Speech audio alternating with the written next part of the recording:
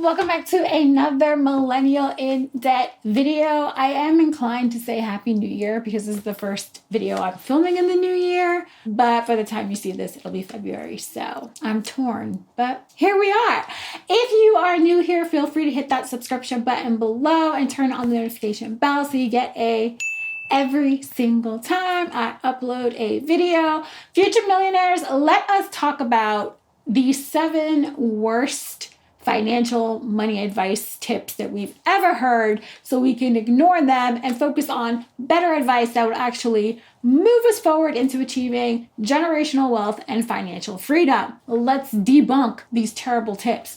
All right, so the first thing that I often hear in the financial world is that owning a home is the only way to build wealth and it is a waste of money to rent. As a homeowner, I have done 2 separate videos and spoken on Instagram a ton of times about why this is 100% false. Okay, you do not have to be a homeowner in order to be financially free, financially independent, or build generational wealth. And renting does not mean you are automatically wasting money, right? When you are a homeowner, it comes with a slew of other expenses that for some reason we just do not talk about, right? We have PMI, which is added on to your mortgage. You have your homeowner's insurance. You are also responsible for all repairs. If anything goes wrong, you have to pay. It comes out of your pocket. And yes, I know that the evaluation of your home may increase. However, unless your mortgage is 25% less than you will be paying for a similar property in your neighborhood, in your area, in your city,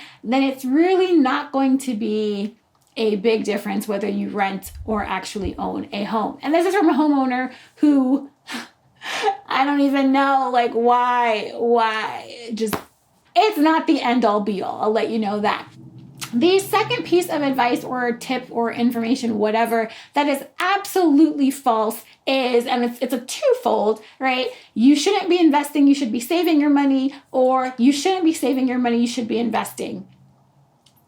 Personal finance is personal. So whatever works for you is what's best for you. So what I like to say, or the better advice in my humble opinion, is that you should be doing a healthy balance of both. You should definitely have an emergency savings fund. You should have sinking funds and savings funds for things that you want to accomplish, for things that you want to achieve, whether it be paying off your debt, whether it be going on to vacations. Remember vacations?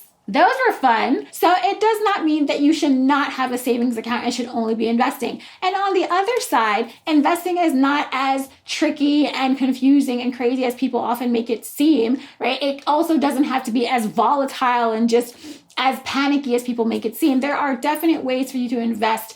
And yes, of course, it always comes with risks, with many things that come in life. However, telling someone to be on 2 extremes of the financial spectrum is not helpful to anyone's process or anyone's money.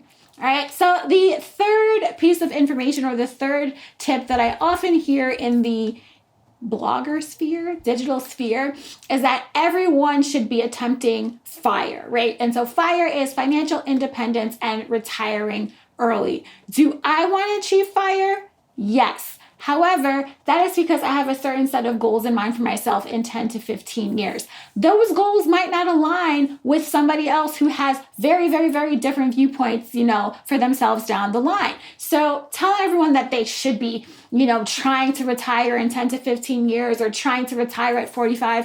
Maybe they don't want to retire at 45. Maybe they have a different plan for themselves. So FIRE is not the only way to achieve a happy life, a life filled with, financial abundance. So yes, I personally want to achieve FIRE. No, I don't believe FIRE is the only way to achieve happiness in your, retired life or in your near financial future. The fourth piece of advice that I love to ignore because I think it's madness is that it is a good idea for you to carry a balance on your credit card. Why on earth?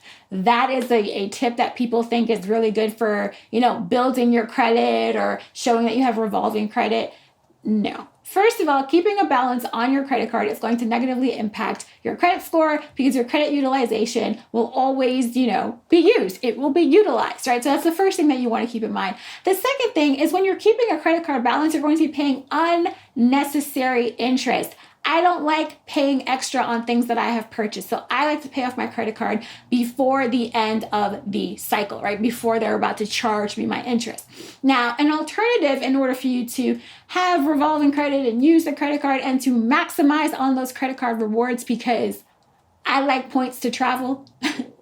Travel, right? So the best thing for you to do is, yes, I use my credit card all the time. I use it to pay off my bills. I use it to buy things on a monthly basis. And then I make sure that I have the money, the cash funds, in order to pay off that balance at the end of the month. So if you do want to have, revolving usage on your credit card, please do not let anyone talk you out of that. However, the better advice is to make sure that you do not go into your next month, your next, credit card cycle with that particular balance. I get a ton of questions about this, investing in Bitcoin or Forex or gold or silver.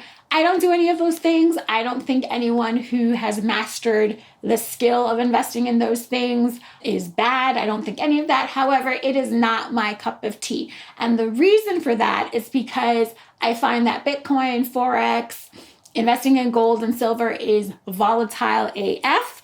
And my anxiety is far too high to be constantly trying to, time the market, which is a fool's errand, right? So instead of that particular piece of advice, get into Bitcoin, get into Forex. I'm a long-term investor. I truly believe that that is one of the better ways in order to, build generational wealth and gain financial freedom. And it also offers me a diversified portfolio. That is really what you want if you're getting into the investment game. You want to have stocks, you want to have bonds, you want to have all these other things so that if something starts to tank a little, it's not going to devastate your portfolio. And I can't deal with any more devastation. I don't know about y'all, but I don't want my money, being as chaotic as the current state of the world. The next advice that I tremendously love to ignore, because I think it's pretty freaking stupid, is cutting out a $5 coffee or a $4 coffee every day is going to make you a millionaire. It's going to make you so rich. It's going to do all these things for your finances. I'm a firm believer in the best way to save more money is to make more money, because I can budget till kingdom come and I won't reach the financial, goal that I have for myself if I'm not able to increase my income. And those are the hardcore, straight up mathematical facts, because in all honesty, if you invested $5 for the next 30 years, you would not have $1 million. I love compound interest, but that's just not simply how it would work. You'd probably have around $200,000. So saving $5 from Starbucks every day is not going to make you a millionaire. Increasing your income will. So if you are interested in those types of strategies, sign up for our Money Management 101 course, which has just come out at this point, probably a week ago. Sign up and you can learn how to increase your income, budget better, and really truly, be on the path to millionaire status. Drink your Starbucks. It's okay. You deserve those simple pleasures. The next tip that I love to ignore is that there is good debt versus bad debt. No. Just no. There is no good debt. And society and, financial gurus like to push this narrative of student loans is good debt, having a mortgage is good debt, and then, consumer debt with your credit cards or personal loans, that's bad debt. It's all bad. It's all going to negatively impact your financial freedom. It's all going to negatively impact your financial security, your financial independence.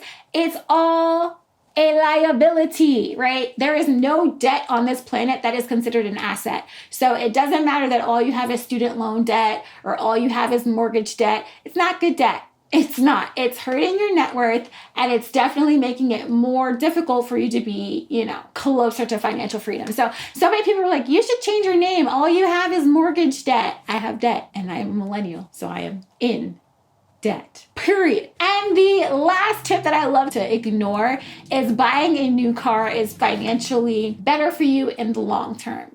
I just got a certified pre-owned car in November that is new to me. So when I say I have a new car, it is new to me. It is not a brand new car. It is a 2017, and we are in 2021, the year of Beyonce. And so I don't like the concept of you have to buy a brand new car so it'll last you longer, or you can, do all these things because your car won't be breaking down. Again, It is a liability. You will have a finance or a lease or whatever it is. You will have money to pay to someone else for borrowing this particular item until you pay it off, right? That is what debt is. So that's one. Two, cars depreciate like one of the biggest depreciating assets that we have. And so me buying a brand new car that in the first 4 years is going to decrease by 50% doesn't tickle my fancy. So I had no choice but to get a new car. I was riding around in my old car for 8 years and it was on the path to death.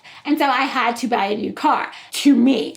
Therefore, I chose an older model that would get me from point A to point B, wouldn't be breaking down, and would fit into my financial budget. Don't let anyone force you into a brand new car because it's going to be cheaper. No, it won't. Trust me. And we have reached the end of our terrible list of advice. I hope that if you ever hear any of these tips, you know to ignore and tell the people about themselves.